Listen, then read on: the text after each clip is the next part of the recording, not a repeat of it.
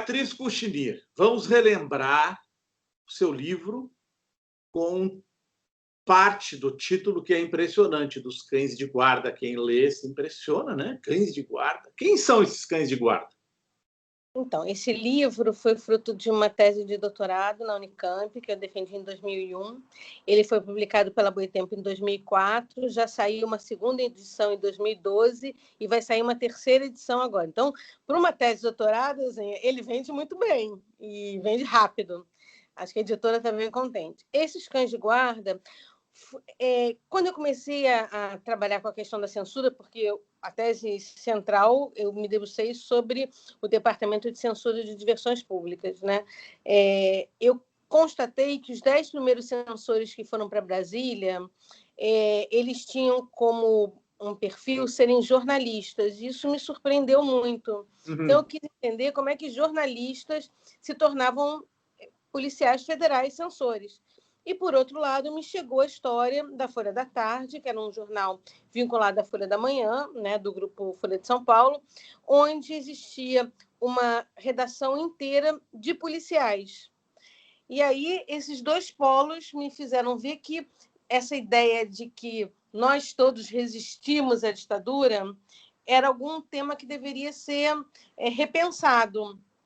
E por isso que, enfim, acho que meu trabalho inaugura uma categoria que são os colaboracionistas, né? Então, eu tentei entender quem eram esse grupo de colaboracionistas dentro da imprensa e na sociedade civil brasileira que permitiram que o golpe, né, e a ditadura em si durasse tanto tempo, né? Porque, como um pouco que o Daniel Arão Reis diz, se todos nós éramos tão contra, como é que isso durou 20 anos, entendeu? Então, era um pouco por aí que eu quis debater. Bom, a gente sabe que, na época, a Folha da Tarde era chamada do jornal de maior tiragem no Brasil, porque tinha muitos tiras na redação. Quem mandava na Folha da Tarde? Porque o Otávio Frias de Oliveira, o dono da Folha da Manhã, com o Carlos Caldeira, eles eram sócios, né? E aí eles emprestaram, aparentemente, esse jornal para a ditadura. Quem que mandava na redação nesse período? Então, na verdade, esse jornal ele estava meio que extinto e ele é retomado para fazer frente ao Jornal da Tarde, do Estadão, que vinha cobrindo as manifestações, enfim. Então, tem que entender também, assim, você sabe isso tão bem quanto eu, que a empresa Folha da Manhã, como a maior parte das empresas de comunicação, elas visam o lucro. Então, não tinha essa noção de que, não, vamos fazer um jornal também para dar força às manifestações da esquerda. Não, tem um jornal que está vendendo muito do nosso opositor, vamos fazer um parecido para dividir a vendagem, né? Então, eles trazem o Jorge Miranda Jordão, que era um jornalista que estava muito ligado ao Samuel Weiner, para refazer essa redação como uma redação de esquerda. O Frei Beto está nessa redação, a Rose Nogueira, o Closet, o Paulo Sandrone, enfim, uma galera ótima e que tinham em comum, a maior parte deles, serem vinculados à ALN, né? Então, quando o Marighella tem emboscada contra o Marighella, ele morre assassinado, essa redação inteira cai e é presa. E aí, esse jornal dá uma guinada à direita e ele é entregue a um jornalista, com muitas aspas, que estava em Santos, dirigindo um jornal também do Grupo Folha da Manhã, que é o Cidade de Santos, que é o Antônio Ágio, que eu nem sei se ele ainda está vivo. Eu sei que ele ficou bastante processo com a minha tese, quis me processar, fez um blog, Eu Odeio Beatriz Cuchinir, que tinha assim, uma mulher pelada de um lado e aquelas crônicas. Falei, viu, lhe dei um sentido à vida, o senhor se aposentou e a sua raiva por mim lhe deu um sentido à vida. Mas ele era que comandava, ele tinha uma carteirinha da Polícia Civil de São Paulo. Então, na parte da manhã, essas pessoas estavam na Polícia Civil e, à tarde, elas iam para o jornal. Tinha um caso assim até estrondoso, que para mim me chocou muito, que era o jornalista que cobria as relações internacionais, que ele era do DOPS, especificamente. E ele disse para mim, não tem o menor problema quando eu estou no DOPS. Eu estou no DOPS, quando eu estou no jornal, eu estou no jornal. Ele conseguia separar a vida desta maneira. Então, são essas pessoas que vão estar no Jornal da Tarde, na Folha da Tarde, Dizem que o Antônio Ágio ele levava uma carabina para a redação, e quando a Folha da Manhã começa a perceber a caminhada pelas diretas, e ela vai fazendo uma guinada mercadológica à esquerda, né, com todo o projeto Folha, que tem um embrião lá no Cláudio Abramo, que é muito interessante, mas que foi usado economicamente pela dupla Caldeira Frias por uma questão mercadológica, aí a Folha da Tarde passa a não ter mais sentido. E aí, depois de 15 anos, o Ágio é demitido, ele fica ali como um trabalho menor e vai se tornar, o que foi aí que me chocou, foi aí que eu o conheci, eu não sabia dessa história até eu conhecer, ele se tornou assessor de imprensa do Romeu Tuma. E, na verdade, eu só cheguei à história do Jornal da Tarde porque o que eu queria mesmo era entrevistar o Romeu Tuma, e não conseguia. Eu batia no assessor de imprensa dele. Aí o Boris Casoy me perguntou, mas quem é que você está falando? Você sabe quem é esse cara? E aí ele me contou essa história. Eu falei, gente, eu tenho uma história muito melhor do que apenas conversar com o Romeu Tuma, que eu acabei nem conseguindo conversar com ele. Ô, Beatriz, por que a imprensa brasileira fala tão pouco de si? A não ser você tem as colunas nos portais em que você tem ali a cobertura da fofoca, do artista, mas a mídia brasileira não fala de si própria como um negócio, né? Essa história que você contou num livro, ela deveria ter sido coberta, ela deveria ser parte de uma cobertura, talvez não na época, né? Mas você não vê isso, né? Por isso que o seu livro é tão surpreendente. Tem mais pesquisador envolvido? Tem mais gente pesquisando isso? Já que a mídia não cobre? Eu acho assim, o que a editora me falava muito, a Ivana, é que muitos jornalistas da Folha pediam o livro dizendo que ia resenhar, mas no fundo acho que não queria pagar e ganhavam o livro, liam e não resenhavam. Existem algumas teses que eu venho acompanhando, fui banca, orientei, de pessoas que trabalham com a imprensa, mas geralmente com a imprensa alternativa. Então, assim, ou se não, com um lado de olhar a Veja, por exemplo, como um jornal de oposição. Então, a Veja foi muito coberta. Eu conheço, acho que pelo menos umas 3 dissertações sobre a Veja, e que eu acho que às vezes não pegam no ponto central da Veja, que é o desmonte da Veja, né?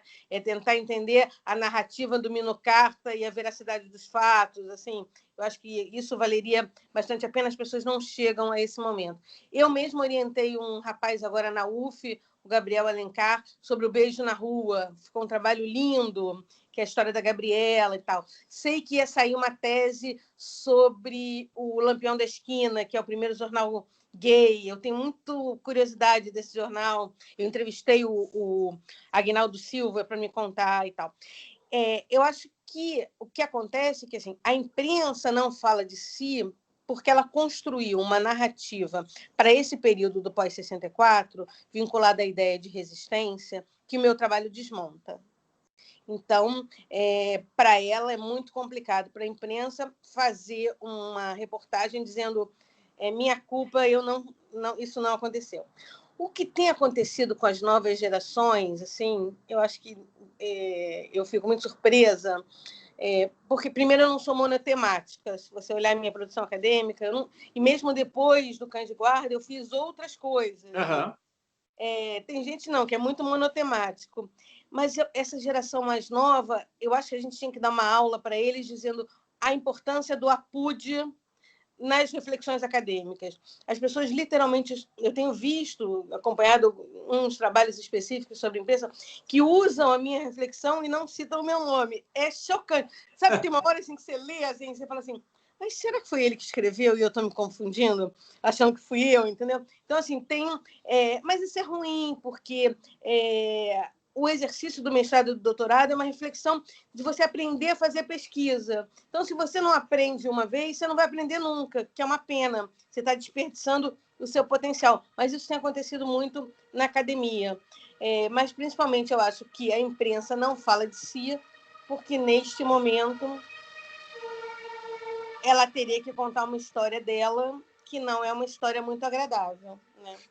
Beatriz, e aí é por isso que você acha que, por exemplo, a Folha, a certa altura, escreveu o editorial Dita Branda como uma forma, talvez, de diminuir a sua culpa em relação ao empréstimo desse jornal? E eu te pergunto também, quando é que você ouviu falar em Dita Branda pela primeira vez? Então, você vai ser a primeira pessoa para quem eu vou contar como é que eu escutei essa história. E essa história eu escuto Dita Branda talvez umas 2 semanas antes do Otavinho publicar Dita Branda no jornal.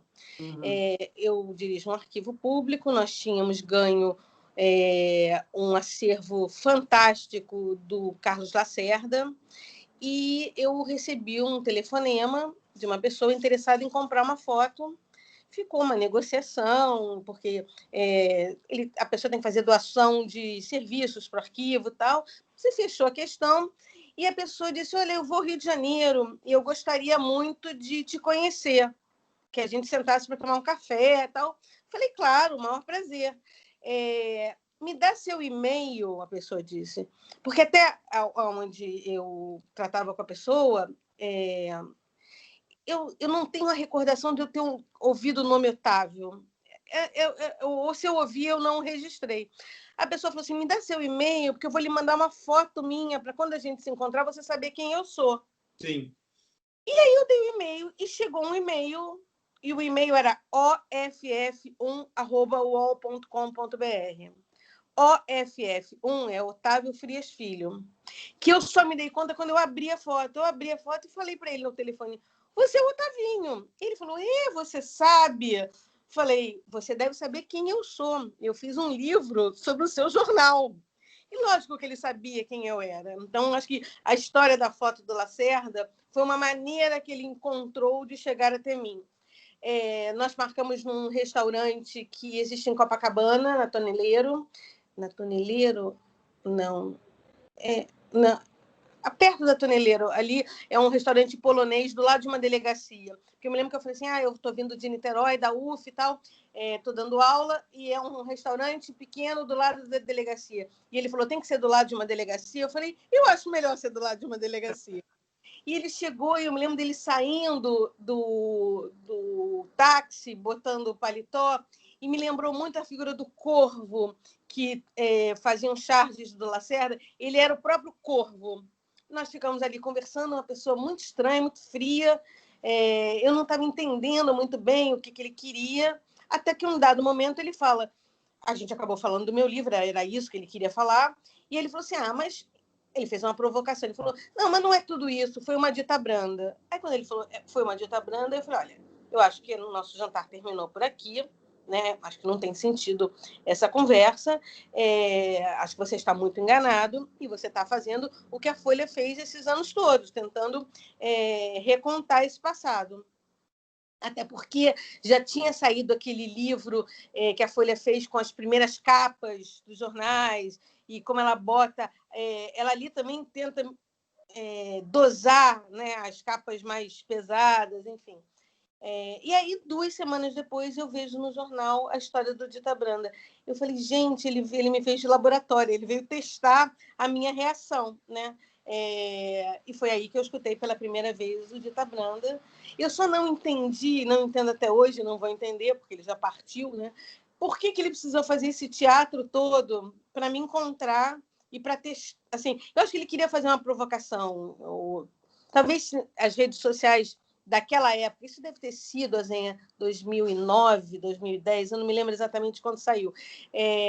Se a gente tivesse as redes sociais daquele momento, eu talvez tivesse feito isso, tivesse narrado. Como a gente não tinha essa rede social tão assim, eu fiquei quieta, eu achei que ele não ia prosseguir, eu não achei que ele estava fazendo um teste, mas é de uma crueldade e de uma frieza. Foi uma das pessoas mais frias que eu já encontrei na minha vida, assim. Parecia que eu estava sentado na frente de um bloco de gelo, né? Me lembra muito, tem um livro fantástico sobre o Projeto Folhas, que é aquele 1000 Dias. E depois tem os 1000 Dias depois dos 1000 Dias. E no segundo 1000 Dias, depois dos 1000 Dias, perde-se o melhor texto do 1000 Dias, que é o texto do Minocarta, falando do príncipe eleito, né? Que ele é o príncipe eleito. Quando você vai... O segundo volume, que vai contar o restante da história, tiram esse texto, porque o que deveria acontecer era um prolongamento de um livro, né? Mas esse texto dos 1000 Dias, acho que o Mino faz exatamente isso. Ele se sentia o príncipe eleito.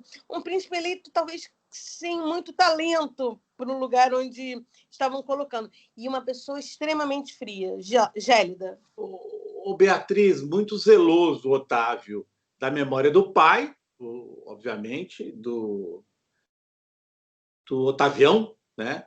O Otavião refugiou-se, segundo o Ivan Seixas, no topo do jornal por um período, foi morar lá em cima, porque a Folha andou emprestando carros para as campanas, né? Da polícia política. O Otavião suspeitava-se que também colaborou com a caixinha que deu origem ao BAN, que foi teste para o doicode, né? A Alban foi o teste para o doicode.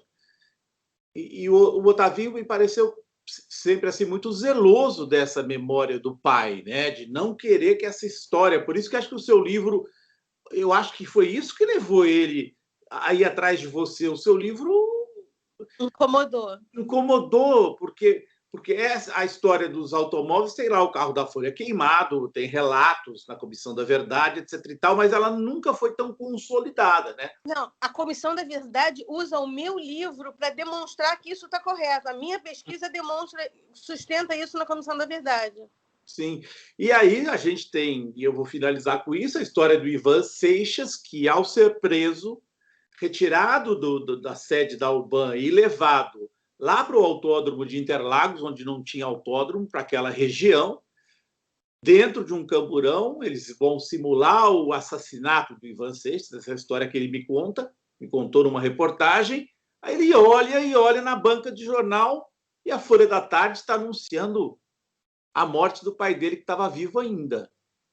Então, isso é uma coisa muito grave, hein, Beatriz? Eu acho que é isso que incomoda tanto a Folha, isso. E a história do Ivan é uma história central no meu livro. Eu devo essa história ao Maurício Maia, que foi um grande parceiro na minha pesquisa. Enquanto eu estava fazendo a pesquisa do doutorado, ele estava fazendo o mestrado dele sobre o Enfio e depois o doutorado dele. Então, nós somos parceiros em muitos momentos de pesquisa. Eu brincava com ele, jornalista não sabe fazer referência, anota aí tudo direitinho. Depois ligava para ele e dizia assim, Maurício, como é que é a referência daquele documento que eu mandei você anotar aqui, que eu não anotei direito? E foi o Maurício que me contou a história do Ivan. O Ivan foi extremamente generoso comigo, se tornou um amigo muito querido. Talvez eu seja a primeira pessoa, depois do livro do Tiradentes, do Presídio de Tiradentes, que conto esse relato do Ivan em tantos detalhes, e é exatamente isso, assim, essa crueldade, é mostrar como, e isso incomodou o Antônio Ágio também, quando ele quis me processar, ele quis mostrar que outros jornais também publicaram, mas o que é o diferencial na Folha da Tarde é que estava lá na capa que o pai já estava morto. Sim. E quando ele volta para o doicode, o pai ainda estava vivo, mas ele sabia que eram questões de horas. Mas o que significa, para além da história do Ivan, você ter uma foto sua na capa ou dentro de uma reportagem da Folha da Tarde dizendo que você tinha morrido? É mostrar como aquele jornal se tornou o diário oficial da UBAN, como eles chamavam. Quer dizer, era recontar a história dos mortos por tortura de uma outra maneira. Você contar que foi uma perseguição policial, uma fuga. Você não conta... O jornal, ele impresso, dava uma legalidade às avessas à morte. Por exemplo, o Shael Charles Schreier, que é a primeira morte sob tortura comprovada em 69 aqui no Rio, ele tem uma história contada que a autópsia mostra que é outra coisa, completamente diferente, como o Herzog, enfim. Mas o que a Folha da Tarde fazia era isso, ela era o diário oficial. Ela contava, e assim, e se ela durou 15 anos, isso é uma coisa que eu me debruço muito na reflexão, assim, se ela durou 15 anos é porque ela tinha alguém a atender durante 15 anos. Essa história de que, no final ela vai sumindo porque ela não tem tantos leitores, então ela está dando prejuízo. A Folha da Manhã nunca se preocupou com prejuízos ou lucros em relação à Folha da Tarde. Ela estava preocupada em cumprir um papel, né? E eu acho que isso incomodou por demais. O Otávio ele não teve coragem de me dizer isto, mas ele queria certamente matar uma curiosidade, saber quem é. Talvez ele achasse que eu tinha 2 metros de altura, fosse gigantesca. Assim, mas quem era aquela pessoa que destroçou toda uma engrenagem que estava tão bem guardada. Guardado. E mais que isso, uma coisa que eu acho muito bacana dos familiares dos mortos e desaparecidos é que, às vezes, quando você vai estudar imigração, por exemplo, se você é japonesa e quer estudar imigração árabe, a comunidade árabe leva um tempo para te aceitar. Isso não aconteceu comigo em relação aos mortos e desaparecidos.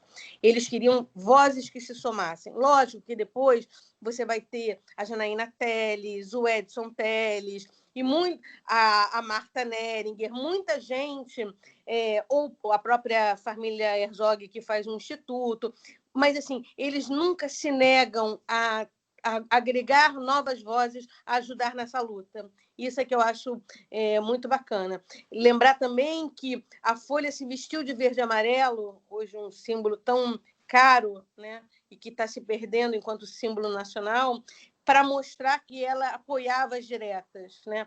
Isso é o grande diferencial dela com a Globo. Enquanto a Globo não noticia as passeatas, a Folha estampa um verde e amarelo. Ali começa o verde e amarelo como um negócio, né? Que é uma coisa que hoje tomou uma proporção gigantesca, e eu acho que fala muito desse país, fala muito dessa ausência de cidadania, né? Dessa dificuldade com os símbolos nacionais. Você vai para a América Latina inteira, qualquer motorista de táxi tem uma bandeirinha do país dele. Eu tenho várias guardadas que você vai viajando e vai pedindo para as pessoas, e os motoristas de táxi vão te dando. Aqui você não vê isso, né? As pessoas que usam uma bandeira, você sempre acha que essa pessoa é de direita, né? Porque a gente tem uma formação de cidadania ainda muito pouco inclusiva, né? E aí, Beatriz, importante lembrar ainda a história da Rose. Ela era repórter do jornal, ela foi presa. Com um bebê pequeno, ainda amamentando. E o jornal depois deixa lá no registro como abandono de caso, de cargo. E a Rose sempre especulou, ela não tem certeza, mas ela sempre falou, bom, se eles colocaram na minha ficha lá, funcional, uma data errada para o nascimento do meu filho, eles anteciparam o nascimento do meu filho, quem sabe esses caras não estavam pensando que eu ia desaparecer e eles teriam um documento. Um documento dizendo que não, olha, foi presa muito. O filho nasceu antes, ela saiu de licença antes e nós não temos nada a ver com isso. Outro caso muito curioso, doloroso, é a própria história do Frei Beto, porque o Frei Beto cobria a sessão de cultura da primeira fase à esquerda da Folha da Tarde, e quando ele é preso, porque a missão do Beto era passar as pessoas pela fronteira, né, lá no Sul, não há uma menção a nada disso. Ou uma coisa muito pior é o que o Ágil vai fazer na missa de sétimo dia, na missa ecumênica de sétimo dia da morte do Herzog, que ele não noticia, como se não... Quer dizer, o maior evento que aconteceu na cidade, onde ele cobria, a cidade parou. E se todos os jornais desaparecessem e só sobrasse a Folha da Tarde, a missa ecumênica nunca tinha acontecido. Quer dizer, você usar a notícia como um negócio, né? A Folha da Tarde serviu para isso. Lembrando, Beatriz, é importante lembrar que o Otávio Frias de Oliveira e Carlos Caldeira, eles eram concessionários da rodoviária de São Paulo. E criadores de frango.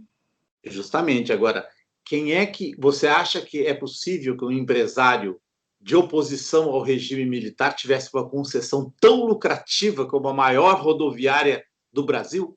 E sabe uma coisa também que me chama muita atenção? Assim, várias pessoas que eu estudei nesse período me marcaram muito. E talvez uma das que mais me marcou foi o Cláudio Abramo.